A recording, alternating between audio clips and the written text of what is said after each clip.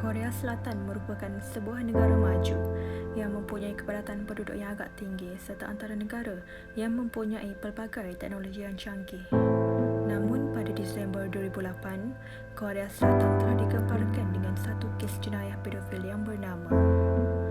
Pada 11 Disember 2008, seorang pelajar sekolah rendah perempuan berusia 8 tahun, Kim Na-young, bukan nama sebenar, sedang dalam perjalanan ke sekolah ketika dia diculik oleh Cho Dusun 57 tahun yang sedang mabuk ketika itu. Dia telah melakukan kekerasan dengan memperkosa dan memukul Na-young sehingga parah. Kemudian penjahat ini meninggalkan Na-young di lantai dengan air paip yang sejuk mengalir dan meninggalkan tempat kejadian.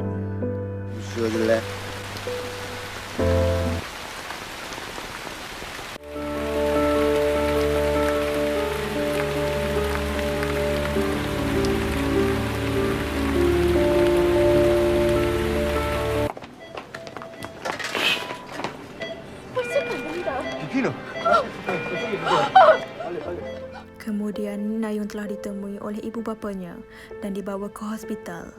Mangsa mengalami luka kekal akibat luka trauma di perut, bahagian bawah perut dan pelvis yang memerlukan rawatan sekurang-kurangnya 8 minggu. Chu meninggalkan bukti di seluruh tempat kejadian dan masih mempunyai darah mangsa pada dirinya ketika dia ditangkap.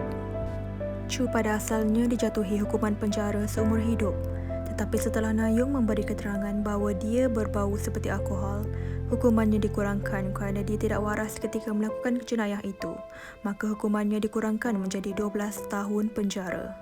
Chu menulis lebih dari 300 kali, "Saya bukan jenis raksasa yang sakit yang memperkosa seorang gadis berusia 8 tahun," kepada hakim. Ibu bapa Na-young mengemukakan tuntutan terhadap pihak pendakwaan kerana menanggung anak perempuan mereka yang mengalami masalah fizikal dan psikologi. Ini kerana pihak pendakwa mempersoalkannya tepat setelah dia keluar dari pembedahan dan membuatnya duduk tegak dan menjawab soalan yang sama sebanyak 4 kali kerana pihak pendakwa melakukan kesalahan semasa membuat rakaman. Mereka melanggar protokol dalam mendapatkan keterangan dari anak di bawah umur dengan memaksanya di halayak ramai. Pada tahun 2011, pemerintah membayar 13 juta won sebagai ganti rugi kepada Na-young atas pelanggaran oleh pihak pendakwaan. Setelah berita mengenai hukuman Cho Dusun dikurangkan menjadi 12 tahun sahaja, banyak petisyen serta mogok oleh penduduk sekitarnya yang menuntut agar kes ini dapat dibicarakan semula. Na-young ditinggalkan dengan kerosakan kekal pada bahagian bawah perutnya dan dia beritahu bahawa dia akan cacat secara kekal. Dia memerlukan rawatan selama 8 bulan dan harus melakukan perjalanan ke Seoul setiap hujung minggu. Na-young perlu menggunakan beg kolostomi sepanjang hayatnya dan telah menjalani pembedahan yang berjaya untuk melaksanakan 2 perbuatan. Na-young juga mengalami kemurungan dan tekanan mental setelah serangan itu. Na-young ketika berusia 8 tahun dipaksa duduk tegak dengan beg kolostomi ketika memberi keterangan di mahkamah dan menjelaskan kejadian menyebabkan tekanan psikologi lebih banyak. Setahun selepas serangan itu, setelah mendapat rawatan sekretari, dia dikatakan telah pulih 70%. Dia mula bersekolah lagi dan bahkan menghadiri event di seberang jalan dari tempat kejadian. Menurut ayahnya dari sebuah laporan pada tahun 2020, Na-young hanya menonton kartun dan menghindari berita sepenuhnya untuk mengelakkan kemungkinan melihat sesuatu yang berkaitan dengan serangan seksual. Chu akan dibebaskan pada 13 Disember 2020. Dia akan kembali ke Ansan untuk tinggal bersama isterinya yang berjarak kurang dari 1 kilometer dari rumah mangsa. Ayah Na-young telah mengatakan bahawa dia bersedia mengambil pinjaman untuk memberikan wang kepada Chu agar Chu dapat meninggalkan Ansan.